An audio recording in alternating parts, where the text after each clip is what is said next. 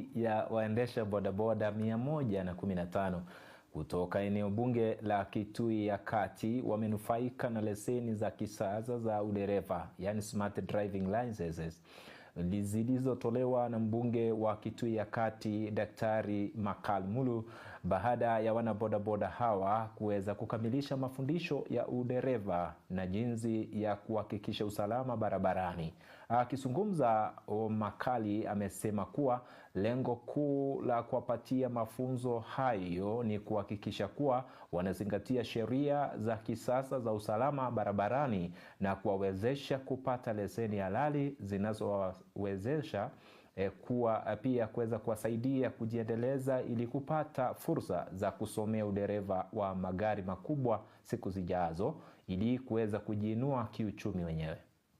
Leo tumekuwa na kikao na wanabodaboda wa hapa Kitui ya Kati, na sana hiki kikao kilikuwa ni kikao cha kuweza kuwakabidhi lisensi ya kuendesha bodaboda. Tumepata wanabodaboda 150 ambao wamepata training kwa gharama ya kila mmoja wao 15,500, na hao wote 150 waliweza kusoma. 125 wamepata lisensi leo, lakini kuna wengine wamebaki watamalizia in another 2 weeks. But kwa ujumla wote 150 watakuwa wamepata license, na hili ni jambo tumesema ikiwezekana tutaendelea na kulifanya kila mwaka ili wengi wao wapate license. Na katika hali ya kukabidhi license tumewahimiza wafanye mambo fulani.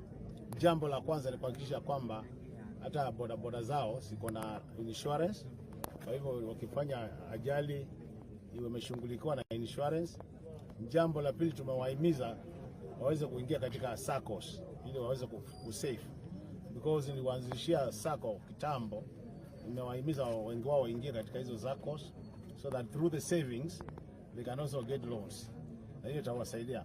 Na jambo la tatu tumewahimiza wao, kwa sababu kila saa wako kwa mtaa wakiendesha watu kuwatoa sehemu moja kuwapeleka lingine, wakiona watu ambao wakai kama wanaaminika, basi wataweza kuwasiliana na polisi ili tuweze kuhakikisha kwamba tuna usalama katika mji wetu wa Kitui Town, na pia hii ifanyike mahali kote Kitui County ili usalama uweze kupatikana, na wanabiashara wetu wafanye biashara bila kuwa na uoga, wala wanafanya mambo yao wakijua usalama huko.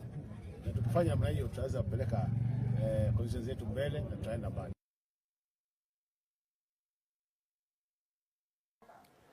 Na kwingineko ni kwamba waziri wa usalama wa ndani Kipchumba Murkomen